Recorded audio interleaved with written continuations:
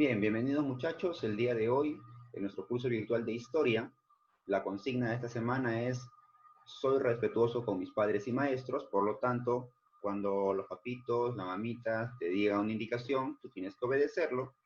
Y si los profesores estamos hablando, ustedes tienen que escuchar, alzar la mano y opinar. Muy bien, los felicito porque están trabajando excelente. El día de hoy vamos a conversar sobre el tercer militarismo. Es que tienes que recordar que ya ha habido dos militarismos anteriores. El primer militarismo que hemos visto el año pasado, que surge inmediatamente después de la Guerra de Independencia. Es decir, cuando nosotros le ganamos a España y España se va. ¿Te acuerdas que hablábamos de Atahualpa, de Juan Santos Atahualpa, de Tupac Amaru II, de los precursores de la independencia, y luego llega San Martín y Bolívar? Ya. Ellos vencen a España, ahí surgen unos militares que gobiernan, se le llama primer militarismo. Luego hemos visto la guerra con Chile. Luego de esa guerra con Chile también surgen otros militares que van a gobernar. Y luego de este oncenio de Leguía, Luis Miguel Sánchez Cerro y Óscar Benavides van a hacerse con el poder. A esa época se le conoce como el tercer militarismo. ¿Está bien? Donde los militares vuelven a gobernar. Y a esta época más o menos abarca desde el año 1930, año de la caída del presidente Leguía, que era un dictador civil, hasta el año 1939, año en el que se somete a elecciones nuevamente y vuelve a ganar un partido civil. Dejan de estar en el mando los militares. Al llegar Sánchez Cerro al poder mediante golpe de Estado, instaura una junta de gobierno. Eso quiere decir un grupo de personas que van a gobernar, no como presidente, sino como junta. Pero la misión importante, la misión principal de esa junta de gobierno es someter y convocar elecciones. Esta junta de gobierno va a estar vigente desde el año 1930 hasta el año 1931.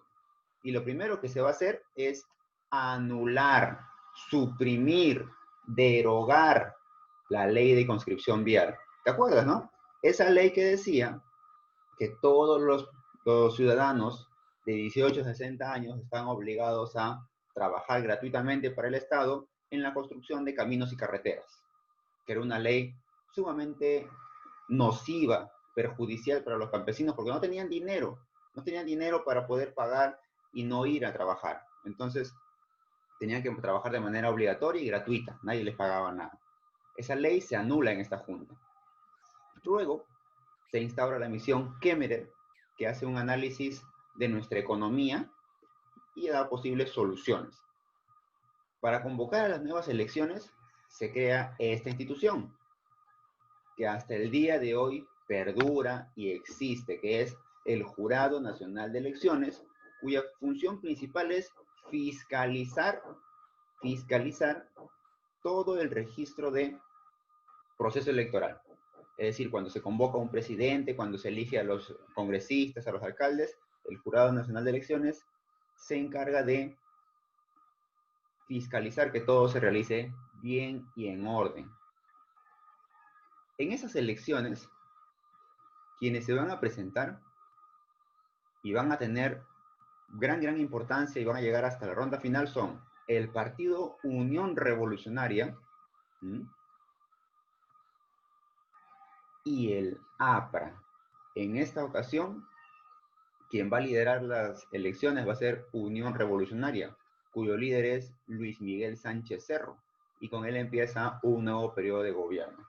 Este presidente solamente va a gobernar desde el año 1931 hasta el año 1933, y ahora vamos a ver por qué, si el periodo de gobierno es de más años.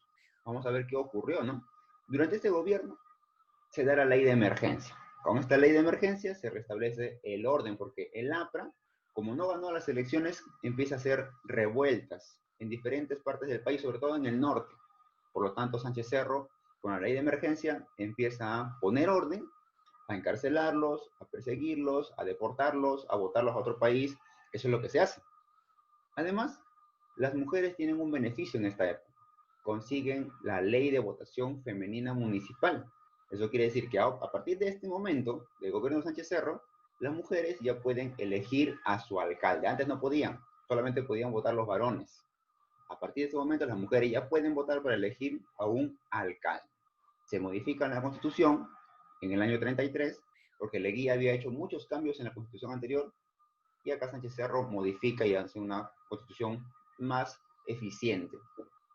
Siguen los conflictos con el APRA, a tal punto de que en el año 32 hubo una matanza de varios apristas en el norte, y eso trajo muchas secuelas después. Es que los apristas eran muy revoltosos en esta época, hacían conflicto, iban a las comisarías y secuestraban a los policías, ¿no? a lo que era la Guardia Civil.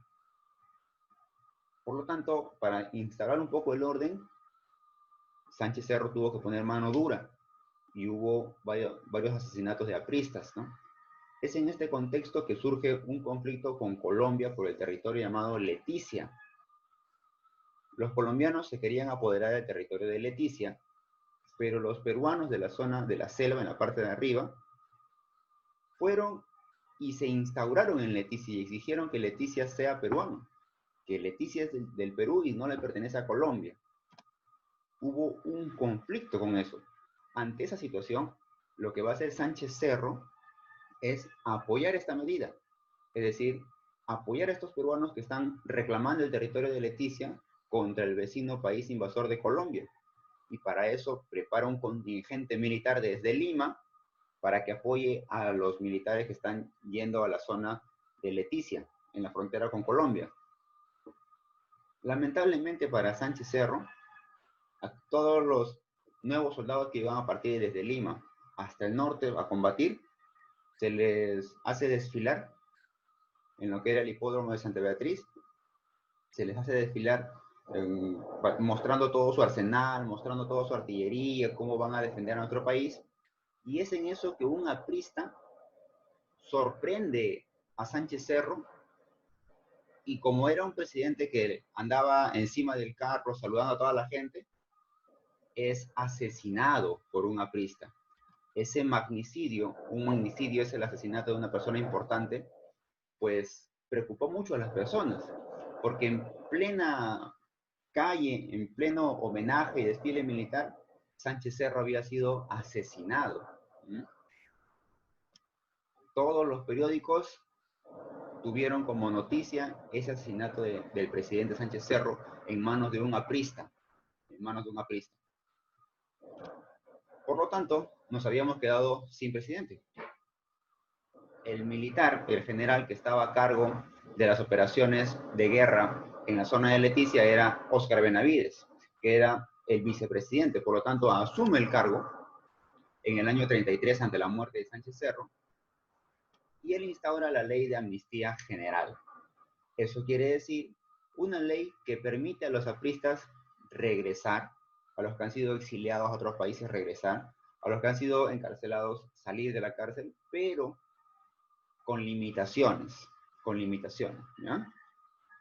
Entre algunas otras cosas, por ejemplo, instaura el Seguro Social Obrero, construye la carretera panamericana, algunos tramos, la carretera central, construye el Ministerio de Salud, crea el Ministerio de Salud, y en el año 36 se acabó el periodo de gobierno de Sánchez Cerro, y Benavides tenía que someter a elecciones. En esas elecciones gana el APRA, pero Benavides, como es un militar dictatorial, en contra del aprismo, lo que hace es alegar que el APRA está cometiendo fraude, que es un partido extranjero y que por lo tanto no puede ganar.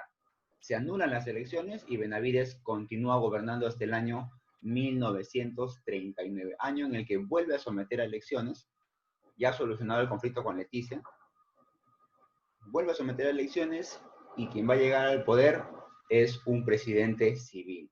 Ya lo veremos la próxima clase. Vamos a ver quién es ese presidente que llega al poder.